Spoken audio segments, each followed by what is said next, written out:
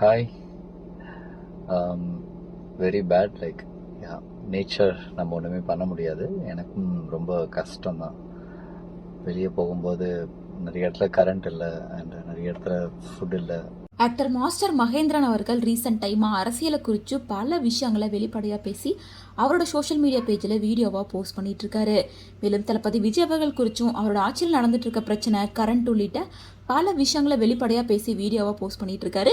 இது தளபதி விஜய் ரசிகர்கள் மத்தியில் வரவேற்பை பெற்றிருந்தாலும் சில விஷயங்கள் சோஷியல் மீடியாவில் பேசு பொருளாக மாறியிருக்கு.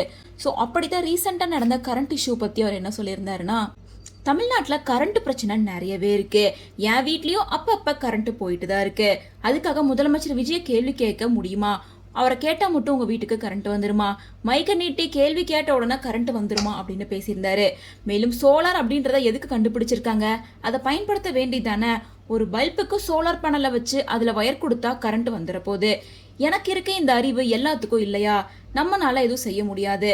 வேணும்னா என் வீட்டில இருந்து கரண்ட் கூட எடுத்துட்டு போங்க. 6 மாசத்துக்கு எந்த கேள்வியும் கேட்காதீங்க. இதுக்கு முந்தைய ஆட்சியிலையும் தான் கரண்ட் கட் இருந்துச்சு. அப்ப யாரும் கேட்கவே இல்லை. இப்ப மட்டும் கேள்வி கேட்கறீங்க அப்படின்னு பேசியிருக்காரு. இந்த வீடியோ சோஷியல் மீடியால வெளியாகி கொஞ்ச நேரத்திலேயே வைரல் ஆயிருச்சு. ஆனா அவர் எதிர்பார்த்தது மாதிரி அவருக்கு ஆதரவு கிடைக்காம எதிர்மறையான விமர்சனங்கள் வர ஆரம்பிச்சிருச்சு. மகேந்திரனோட இந்த வீடியோவை பார்த்த பலருமே மக்களால தேர்ந்தெடுக்கப்பட்ட அரசாங்கத்திட்ட கேள்வி கேட்காம வேற யார்கிட்ட போய் கேட்கறது? ரோடு உடஞ்சாலும் கேள்வி கேட்க கூடாதா? தண்ணி வரலனாலும் கேள்வி கேட்க கூடாதா?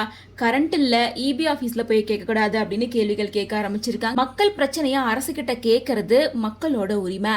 அதை கேள்வி கேட்கறத தப்பு அப்படின்னு யாராலையும் சொல்லவே முடியாது அப்படின்னு பதிலடி கொடுத்துட்டு இருக்காங்க. ஸோ இந்த விஷயத்துல அதிகமா மீம் கிரியேட்டர்ஸ் எல்லாம் மகேந்திரோட வீடியோ மீம் கிரியேட் பண்ணி அவரை ட்ரோல் மெட்டீரியலாவே மாத்திட்டாங்க. விஜய் ரசிகர்களே இவரை ட்ரோல் பண்ண ஆரம்பிச்சிருக்காங்க. தண்ணி வரலன்னா கேட்காதீங்க, ரோடு உடஞ்சா கேட்காதீங்க, வரி உயர்ந்தா கேட்காதீங்க, கேள்வி கேட்டா உடனே சரியாயிருமா அப்படின்னு கிண்டல் பண்ண. எக்ஸாம்ல ஃபெயில் ஆயிட்டா டீச்சரை கேட்டா பாஸ் ஆயிருவியா? மொபைல்ல சார்ஜ் முடிஞ்சிச்சுன்னா கம்பெனி கிட்ட கட்ட உடனே சார்ஜ் ஆயிருமா அப்படின்னு மகேந்திரனை வச்சு செஞ்சுட்டு இருக்காங்க அப்படின்னே சொல்லலாம். இவர் நிறைய அரசியல் கருத்துக்களை பொது வழியில வெளியிடாத, பட் இது நல்ல விதமா போய் சேரும்னு பார்த்தா அது அவருக்கே திரும்ப ட்ரோலா மாறி வந்திருக்கு. ஸோ இதை பத்தி எங்களோட ஒப்பீனியன் என்ன அப்படின்றத கமெண்ட்ஸ் மூலமா ஷேர் பண்ணுங்க.